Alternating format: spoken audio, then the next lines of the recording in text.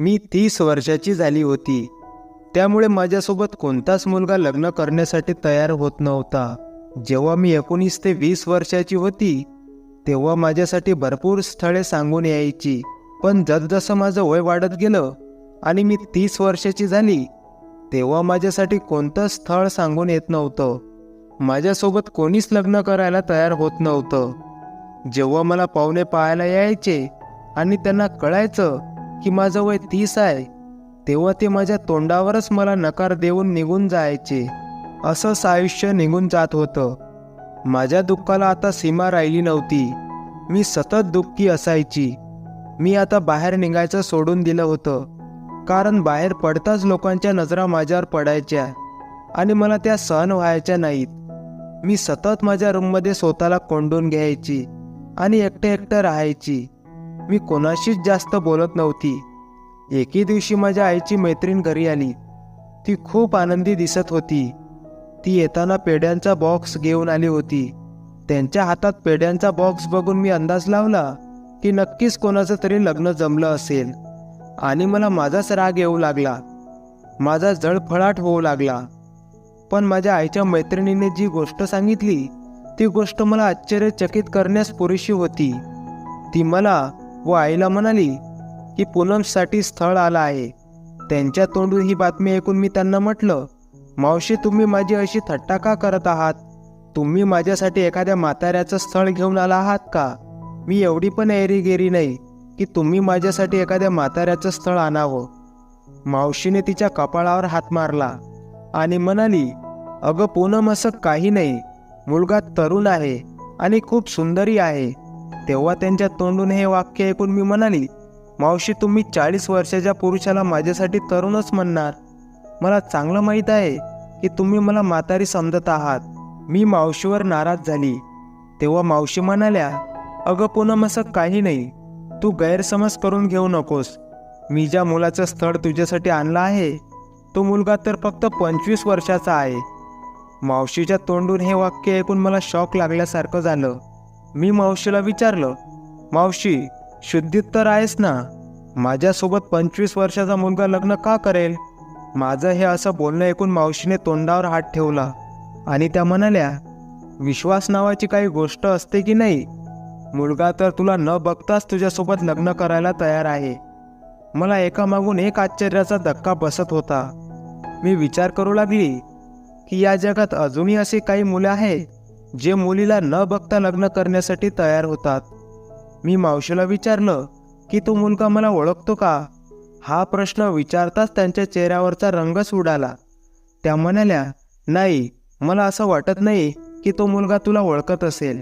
माझं आणि त्या मुलाचं 1 आठवड्या अगोदरच बोलणं झालं होतं. तो मला म्हणाला होता की माझ्यासाठी एखादी जास्त वयाची मुलगी असेल तर सांगा, जिला आधाराची गरज असेल आणि ती लग्न करण्यासाठी तयार असेल. त्याचा हा प्रश्न ऐकून मी त्याला तुझ्याबद्दल सांगितलं, कारण तुझ्यासाठी पण स्थळ येत नाही ना, त्यामुळे तो तुझ्यासोबत लग्न करायला तयार झाला.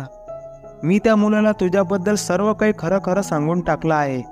मावशीचं हे बोलणं ऐकून माझी आई डोक्याला हात लावून बसली आणि म्हणाली, सविता, तू हे असं करायला नको होतं. तू आम्हाला त्या मुलासमोर लाचार सिद्ध केलंस. त्यामुळे तो मुलगा माझ्या मुलीची आयुष्यभर किंमत करणार नाही, तिला मान सन्मान देणार नाही, तिचा सतत अपमान करेल. तेव्हा माझ्या आईची मैत्रीण म्हणाली, तुम्ही काळजी करू नका, असं काही होणार नाही. त्या मला समजावू लागल्या की जर तू त्या मुलासोबत चांगली राहिलीस तर तो मुलगा तुला चांगली वागणूक देईल. तो खूप संस्कारी मुलगा आहे. त्याला तर फक्त त्याच्या मोठ्या वयाची मुलगी पाहिजे होती आणि ती त्याला तुझ्या रूपात मिळाली आहे. त्याच्या नीतीमध्ये काहीच खोट नाही आणि तो तुझ्यासोबत काही वेडेवाकडं करणार नाही. पूनम, तो तर खूप चांगला आणि संस्कारी मुलगा आहे आणि त्यालाही त्याच्यासारखीच चांगली आणि संस्कारी मुलगी पाहिजे. तो मुलगा मला असंही म्हणत होता की मला तर मुलगी सकाळी लवकर उठणारी, पूजापाठ करणारी, घरातील सर्व लोकांची काळजी घेणारी असावी आणि बाहेरच्या लोकांसोबत जास्त संबंध न ठेवणारी असावी. अशी सुशील मुलगी त्याला पाहिजे आहे. बघ, अशी मुलं आजकाल खूप नशिबाने मिळतात. माझ्या आईच्या मैत्रिणीचं बोलणं ऐकून मला थोडासा धीर आला, नाहीतर मला अगोदर त्या मुलावर संशय येत होता. ही गोष्ट जेव्हा माझ्या वडिलांना कळाली तेव्हा ते तर माझ्यापेक्षा जास्त खुश झाले. माझे वडील म्हणाले, मुलाबद्दल सर्व माहिती काढा, म्हणजे आपल्याला लग्न करायचे की नाही हे ठरवता येईल. माझी आई म्हणाली, देवाच्या कृपेनेच आपल्या मुलीसाठी स्थळ आलं आहे. देवाचे उपकार मानायला पाहिजेत. आता आम्ही मुलाची चौकशी करू लागलो, त्याची जात वगैरे विचारू लागलो. तेव्हा माझ्या आईची मैत्रीण म्हणाली, तुम्ही उगाच काळजी करत आहात. म्हातारपणी जास्त ताण घ्यायचा नसतो. मला पण लोकांची पारख बऱ्यापैकी करता येते. तुम्ही उगाच शंका घेऊ नका. तो खूप चांगला आणि संस्कारी मुलगा आहे. आईने पण माझ्या वडिलांना हे सांगितलं होतं. त्यामुळे माझे वडील गप्प होते. तसं पाहिलं तर माझी आई आणि माझे वडील दोघेही माझं लग्न कधी होईल या टेन्शनमध्ये होते. त्यामुळे स्थळ आल्यानंतर त्यांनी लगेच देवाचे उपकार मानले आणि ते मला म्हणू लागले की तू बिलकुल काळजी करू नकोस. आम्ही तुझे आई वडील आहोत आणि आम्ही जे पण करू ते तुझ्या भल्यासाठीच करू. तू फक्त या लग्नाला होकार दे. अजून काय हवं होतं? मला पण या वयात फक्त एक जीवनसाथीच नाही तर माझ्यापेक्षा कमी वयाचा मुलगा मला माझा नवरा म्हणून हवा होता. मी पण विचार केला की उगाच नकार देऊन स्वतःच्या पायावर दगड कशाला मारून घेऊ. मी या लग्नाला होकार दिला. काही दिवसानंतर मुलाची आई आमच्या घरी मला पाहायला आली. ती दिसायला अजून खूप तरुण दिसत होती. त्यांचं खानदानच तरुण दिसत होतं. त्यांनी आम्हाला सांगितलं की मला एकूण 7 मुले आहेत आणि मी त्या 7 मुलांसाठीही मुली शोधत आहे. पहिलं स्थळ आम्ही तुझ्यासाठी आणलं आहे, कारण दुसरं स्थळ शोधण्यासाठी आम्हाला अडचण येणार नाही. जोपर्यंत माझ्या दुसऱ्या 6 मुलांचं लग्न होत नाही तोपर्यंत तुला माझ्या दुसऱ्या 6 मुलांची सुद्धा काळजी घ्यावी लागेल. मी होकारार्थी मान हलवली. मी खूप खुश होते. माझी होणारी सासू खूप चांगली बाई होती. मी आता त्या घरातली थोरली सून बनणार होती. मी विचार केला की त्यांचा थोरला मुलगा 24 वर्षाचा आहे, म्हणजे बाकीची मुले लहान लहान असतील, त्यामुळेच त्यांची काळजी घ्यावी लागेल असे त्या म्हणत असतील. माझ्या लग्नाला अजून 1 आठवडा बाकी होता.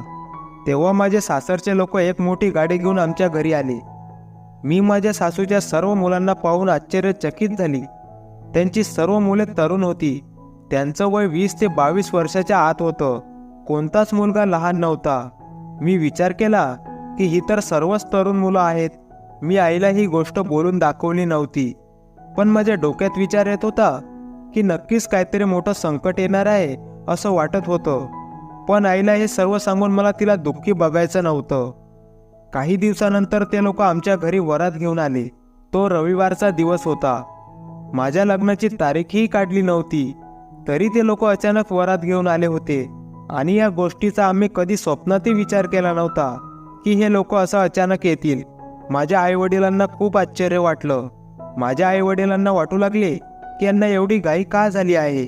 माझ्या आईला माझ्यावर संशय येऊ लागला आणि ती मला प्रश्नावर प्रश्न विचारू लागली. तेव्हा मी आईला म्हटलं, आई, तू हे काय बोलत आहेस? मला तर याबद्दल काहीच माहीत नाही. माझं त्या मुलाशी काहीच बोलणं झालं नाही. एवढंच नाही तर मी त्या मुलाला अजून पाहिलंही नाही. तू माझ्यावर विश्वास ठेव, मी असं काहीच केलं नाही. माझ्या आईला विश्वास बसला की या गोष्टीमागे माझा हात नाही. तेव्हा ती माझ्या सासरच्या लोकांकडे गेली आणि म्हणाली की आम्ही तर ही तारीख फिक्स केली नव्हती. तुम्ही लोक अचानक आम्हाला काही न सांगता वरात घेऊन कसे काय आलात? तेव्हा माझ्या आईच्या या प्रश्नावर माझी होणारी सासू म्हणाली की माझ्या मुलाचा विजा आला आहे आणि तो 2-3 दिवसांनी दुबईला जाणार आहे, त्यामुळे आम्ही लवकर वरात घेऊन आलो. तसेही आम्ही साध्या पद्धतीनेच लग्न करणार आहोत आणि ब्राह्मणाला पण सोबत घेऊन आलो आहोत. ते लगेच या दोघांचं लग्न लावतील आणि आम्हाला तर फक्त तुमची मुलगी हवी आहे, बाकी काहीच नाही. तुम्ही तुमच्या मुलीला याच कपड्यांमध्ये लग्न लावून आमच्या घरी पाठवलं तर बरं होईल. माझ्या आईवडिलांना तर काहीच सुचत नव्हतं. ते लोक त्यांच्यासोबत खूप सारे दागिने आणि साड्या घेऊन आले होते आणि त्यांच्याकडील दागिने आणि साड्या पाहून माझे आईवडील लग्नाला तयार झाले. माझे आईवडील विचार करू लागले की जे लोक माझ्या मुलीला एवढं सोनं देत आहे ते तर नक्कीच खूप श्रीमंत असतील आणि त्यांचं राहणीमानही चांगलं असेल. माझ्या आईवडिलांनी त्याच दिवशी माझं लग्न लावून दिलं. मी आता लग्न करून माझ्या सासरी आली होती, पण मला एका गोष्टीचं आश्चर्य वाटत होतं की मला माझ्या मैत्रिणीने सांगितलं होतं की पूर्ण लग्नात तुझ्या नवऱ्याने त्याचा चेहरा कोणालाच दाखवला नाही. लग्न झाल्यानंतरही पाठवणीच्या वेळीसुद्धा तुझ्या नवऱ्याचा चेहरा कोणीच पाहिला नाही. हा सगळा विचार मी करतच होते की माझा नवरा माझ्या रूममध्ये आला. त्याने त्याचा चेहरा आतासुद्धा झाकलेलाच होता. मला या गोष्टीचं खूप आश्चर्य वाटत होतं की त्यांनी त्यांचा चेहरा अजूनपर्यंत का झाकून ठेवला आहे. मी आश्चर्यचकित होऊन त्यांच्याकडे बघू लागली. रूममध्ये आल्यानंतर त्यांनी देवाऱ्यातील देवीला नमस्कार केला आणि ते बाहेर निघून गेले. मी तर त्यांना बघतच राहिली. त्यांचा झाकलेला चेहरा खूप प्रयत्न करूनही मी पाहू शकली नाही. थोड्या वेळानंतर मी खिडकीतून बाहेर पाहिलं तर तेव्हा ते अंगणात तुळशीची पूजा करत होते. हे सगळं पाहून मला थोडंसं हायसं वाटलं. डोक्यातील विचारांचा गोंधळ कमी झाला होता. मी विचार करू लागली की खरंच हा माणूस खूप चांगला आहे. तो खूप पूजापाठ करतो. मला आता त्यांच्यावर विश्वास बसला होता. मी रूमचा दरवाजा उघडा ठेवून बेडवर झोपी गेली, कारण जेव्हा ते माझ्या रूममध्ये येतील तेव्हा त्यांना दरवाजा वाजवावा लागणार नाही. पण पूर्ण रात्र गेली. सकाळी जेव्हा माझे डोळे उघडले तेव्हा रूममध्ये माझ्याशिवाय कोणीच नव्हतं. दरवाजा तसाच्या तसाच उघडाच होता. माझा नवरा रूममध्ये नव्हता. हे पाहून मला खूप दुःख झालं. मी विचार करू लागली की माझ्या नवऱ्याला मी पसंत नसेल का, त्यामुळेच तो माझ्याजवळ आलाही नाही आणि माझ्याशी प्रेमाने बोललाही नाही. पण मी तर अजूनही खूप सुंदर आणि तरुण दिसत होती. त्यानंतर मी उठून माझ्या सासूच्या रूममध्ये गेली, पण ते सर्व अजूनपर्यंत झोपलेलेच होते. असं वाटत होतं की या घरात कोणालाच लवकर उठण्याची सवय नाही. 10 वाजले होते. असं वाटत होतं की घरात स्मशान शांतता पसरली आहे. मला माहीत नव्हतं की माझा नवरा कुठे आहे आणि कुठे झोपला आहे. खूप वेळ झाला होता. माझा नवरा माझ्यापाशी अजून आला नव्हता. मी तर अजूनपर्यंत त्याची वाटच बघत होती. घरातला कोणताही माणूस अजूनपर्यंत झोपेतून उठला नव्हता. दुपारचे 2 वाजले होते, तरी सर्वजण झोपले होते. थोड्या वेळानंतर माझा एक दीर माझ्यासमोर येऊन उभा राहिला. तो खूप आनंदी वाटत होता. वहिनी, मी तुमच्यासाठी एक आनंदाची बातमी घेऊन आलो आहे. दादा तुम्हाला बोलावत आहेत. मी प्रश्न केला, कुठे आहे तुझा दादा? मी हळू आवाजात माझ्या दीराला प्रश्न केला, कारण कोणालाही असे वाटू नये की मी टेन्शनमध्ये आहे. दादाला काही अर्जंट कामामुळे रात्री शहरात जावे लागले, त्यामुळे ते तुम्हाला तिथेच बोलावत आहेत. त्यांची एक अर्जंट मीटिंग होती, त्यामुळे ते निघून गेले. माझ्या दीराने नजर चोरत मला सांगितलं. मी आश्चर्यचकित झाली होती. मला प्रश्न पडला होता की कोणता असा नवरा असेल जो आपल्या बायकोला लग्नाच्या पहिल्या रात्री सोडून कामाचे निमित्त करून निघून जाईल. माझ्या दीराने मला हे सर्व माझ्या सासूसमोरच सांगितलं होतं. मला माहीत होतं की तो खोटं बोलत नसेल. मी त्याला म्हणाली की मी आत्ताच तयार होऊन येते, तुम्ही माझी बाहेर वाट बघा, असे म्हणून मी माझ्या रूममध्ये गेली. जेव्हा मी तयार होऊन परत आली तेव्हा माझा दीर त्याचा आवरून गाडीपाशी उभा होता. मी त्याच्यासोबत त्याच्या गाडीमध्ये बसली. तो खूप आनंदी होता. तो मला म्हणाला की आता तुम्ही आला आहात, आमचं सर्व काम सोपं होईल. पण माझा दीर हे सगळं काही वेगळ्याच ढंगात बोलत होता. त्याने मारलेल्या परफ्यूमचा सुगंध इतका स्ट्रॉंग होता की त्या सुगंधाने मला कधी झोप लागली हे मलाच कळलं नाही. मला नाही माहीत की मी किती वेळ झोपली होती, पण जेव्हा माझा डोळा उघडला आणि मला जाग आली तेव्हा खूप वेळ झाला होता. मी खूप आश्चर्यचकित झाली होती. मी गाडीमध्ये होती आणि गाडी आमच्या घराबाहेर उभी होती. मी आश्चर्याने इकडे तिकडे बघू लागली. गाडी तिथेच होती. खूप वेळ गेला होता. संध्याकाळ झाली होती. माझा दीर मला माझ्या नवऱ्याकडे घेऊन जात होता. मग नवरा कुठे होता? त्या लोकांनी मला उठवलं का नाही? मी हा विचार करतच होते की तेव्हा मला एक माणूस येताना दिसला. तो माझ्यापासून काही अंतरावर उभा राहिला. कदाचित त्याला माझ्याशी काहीतरी बोलायचं होतं. तो माणूस माझ्याशी काय बोलणारच होता की तेवढ्याच माझा नवरा बाहेर आला आणि म्हणाला, कुठे आहेस पूनम? मी तुला किती वेळ झाला शोधत आहे. माझा नवरा माझ्यासमोर येऊन उभा राहिला. मी खूप निरखून त्याचा चेहरा पाहिला. मी त्याला प्रतिप्रश्न विचारला की तुम्ही कुठे होतात? मी किती वेळापासून तुमची वाट पाहत आहे. तुमचा भाऊ मला तुमच्याकडे घेऊन जात होता, पण मी तर गाडीमध्येच आहे. मी त्याला एका श्वासातच खूप सारे प्रश्न विचारले. माझं बोलणं मध्येच थांबवत तो म्हणाला, आता मी स्वतः तुझ्याकडे आलो आहे. माझ्या नवऱ्याने मला बोलण्यामध्ये गुंतवून ठेवलं. मी गाडीमधून उतरून बाहेर आली, पण माझं डोकं खूप दुखत होतं. माझ्यासोबत नेमकं काय झालं होतं मला माहीत नव्हतं. माझा नवरा म्हणाला, मला वाटत आहे की तू खूप परेशान आहेस. चल मी तुला शॉपिंगला घेऊन जातो. पण मी शॉपिंगला जाण्यासाठी नकार दिला. मी आतापर्यंत सर्व घडलेल्या घटनांमुळे खूप चिंतित झाली होती. मला काहीच कळत नव्हतं की नेमकं काय होत आहे. माझ्या नवऱ्याचं वागणं सुद्धा मला वेगळंच वाटत होतं. काही वेळाने माझा नवरा मला परत म्हणाला, चल ना, मी तुला शॉपिंगला घेऊन जातो, कारण मी दिवसा शॉपिंगला जाऊ शकत नाही. आता संध्याकाळ आहे आणि आपण संध्याकाळी शॉपिंगला जाऊ. मी प्रश्न केला की काय झालं, आपण दिवसा शॉपिंगला का जाऊ शकत नाही? हा प्रश्न करताच माझा नवरा गप्प बसला. त्याने माझ्या प्रश्नाचं उत्तर दिलं नाही. तो परत म्हणाला, चल मी तुला शॉपिंगला घेऊन जातो. तुला जे आवडेल ती वस्तू घे. तू ज्या वस्तूवर हात ठेवशील ती वस्तू तुझी. ती वस्तू मी तुला घेऊन देईल. मी खूप खुश झाली. मी खूप महागड्या वस्तू खरेदी केल्या, कारण माझ्या मनात या गोष्टीचा राग होता की लग्न झालं तरी माझा नवरा माझ्या रूममध्ये आला नव्हता आणि माझ्याशी बोललाही नव्हता. मी खूप महागड्या वस्तू खरेदी केल्यामुळे कमीत कमी 1,00,000 रुपये बिल झालं होतं. पण माझ्या नवऱ्यानं मला काहीच न म्हणता सर्व बिल पे केलं. एवढेच नाही तर तो म्हणाला की तुला अजून काही पाहिजे असेल तर तू घेऊ शकतेस. माझ्या नवऱ्याच्या अशा बोलण्याने माझं मन जिंकलं. मी खरंच खूप नशीबवान स्त्री होती, जो मला नशिबाने माझी काळजी घेणारा एवढा चांगला नवरा मिळाला होता. मला वाटलं की माझा नवरा एवढा चांगला आहे तर मग माझी सासूही खूप चांगली असेल आणि ती मला कसं राहायचं ते शिकवेल. म्हणून मी माझ्या सासूच्या रूममध्ये गेली. मी माझ्या सासूला जेव्हा पाहिलं तेव्हा ती तिच्या ओठांना लिपस्टिक लावत होती. मला वाटलं की मी माझ्या सासूला तयार होताना पाहावं, म्हणून मी दरवाजाच्या बाहेरच थांबली आणि माझ्या सासूला पाहू लागली. मी विचार केला की तिला नमस्कार करावा, पण ती दरवाजातून हवेच्या वेगाने बाहेर गेली. संध्याकाळची वेळ होती, त्यामुळे मला वाटलं की ती कुठेतरी बाहेर फिरायला जात असेल. बाहेर फिरण्यासाठी रात्रीच्या वेळी कोण जातं, मला हा प्रश्न सतावत होता. त्यामुळे मी त्यांचा पाठलाग केला.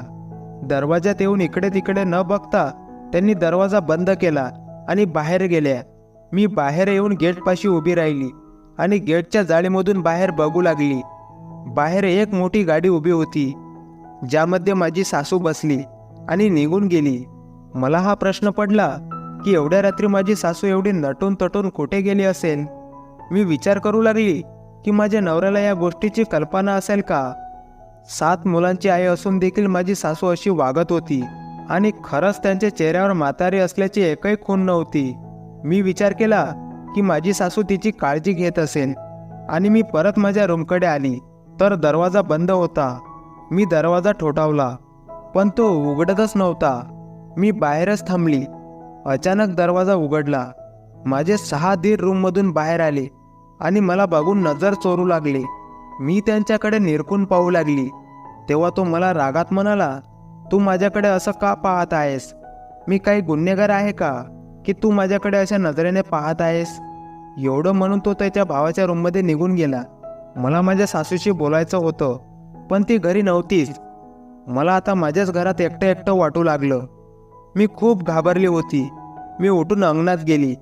माझ्या डोळ्यासमोर आता चित्र फिरू लागलं की हे 7 भाऊ आहेत, पण यांच्यापैकी कोणीच एकसारखं दिसत नाही.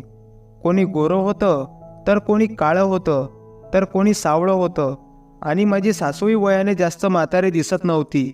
माझा नवरा आणि त्याचे भाऊ यांच्यामध्ये तर फक्त 1-1 वर्षाचं अंतर होतं. माझ्या सासूने स्वतःला एवढं मेंटेन केलं होतं की ती 30 वर्षाची बाई वाटत होती. तिचे हातपाय पण एका तरुण बाईसारखेच वाटत होते. माझ्या डोक्यात विचार आला की मी ही गोष्ट माझ्या काकांना सांगेन, कारण माझे काका पोलीस इन्स्पेक्टर होते. त्यांना माणसाची पारख होती. ते लांबूनच माणसाला ओळखण्यात पटाईत होते. माझ्या लग्नात ते नाराज होते, कारण काही चौकशी न करता आम्ही लग्न केलं होतं. मी माझ्या काकांना फोन केला आणि माझ्या घरची सर्व हकीकत त्यांना सांगितली. ते म्हणाले की तू काळजी करू नकोस, मी स्वतः तुझ्या घरी येऊन सर्व तपास करेन. माझ्या काकांचं बोलणं ऐकून मी खुश झाले. ते माझ्या घरी आले. घरी आल्यानंतर त्यांनी डोरबेल वाजवली नाही, तर मलाच बाहेर यायला सांगितलं. मी माझ्या काकांना आतमध्ये बोलावलं. माझे काका परमिशन न घेता आमच्या रूममध्ये गेले. माझ्या काकांना पाहून तर माझ्या नवऱ्याच्या चेहऱ्यावरचा रंगच उडाला. माझ्या काकांनी सांगितले की घरात कोणाला सांगू नको की मी आलो आहे. मी तसेच केले. काही वेळानंतर आमच्या घराच्या बाहेर पोलिसांची गाडी येऊन उभी राहिली. मला आश्चर्याचा धक्का बसला होता. असं काय झालं होतं की माझे काका आतमध्ये येताच त्या सातही भावंडांना पोलिसांच्या हवाली केलं. माझ्या डोक्यावर हात ठेवून माझे काका म्हणाले, मुली, देवाचे उपकार मान की या सर्वांपासून तुझी सुटका झाली. हा तुझा नवरा नाही, ही तर एक गुंडांची गँग आहे. यांना दाखवण्यासाठी फक्त एका बाईची गरज असते. यांना राहण्यासाठी कोणीतरी घर देईल आणि हे वेगवेगळ्या भागातून येऊन एका घरात राहू शकतील. हे भाऊ तर नाहीतच, ती बाई पण यांना मिळालेली होती आणि पोलीस यांच्या मागावर होते. यांच्या विरोधात खूप साऱ्या तक्रारी पोलीस ठाण्यांमध्ये दाखल केलेल्या आहेत. या सातही जणांचा चेहरा माझ्या आठवणीत होता. हे सातही जण चोर आहेत. यांनी तुला काही त्रास दिला नाही, हे तुझ्या आईवडिलांच्या पुण्याचं फळ आहे. नाहीतर हे लोक खूप खतरनाक आहेत. मी हे सर्व ऐकून खूप परेशान झाली. मी आयुष्यात एकच स्वप्न पाहिलं होतं आणि तेही आता भंग पावलं होतं. यात माझा काय दोष होता? हे सर्व माझ्या समजण्या पलीकडचं होतं. देवाने मला या सर्व गोष्टीपासून वाचवलं होतं आणि आतापर्यंत माझ्या आयुष्यात जे काही झालं होतं ते विसरण्याची देवाने मला शक्ती द्यावी, हीच प्रार्थना मी देवाजवळ करत होती. मित्रांनो, कशी वाटली कथा कमेंट करून नक्की सांगा आणि चॅनलवर नवीन असाल तर प्लीज चॅनलला सबस्क्राईब करा. पूर्ण कथा ऐकल्याबद्दल तुमचे खूप खूप आभार. पुन्हा भेटून नवीन कथेसह. धन्यवाद.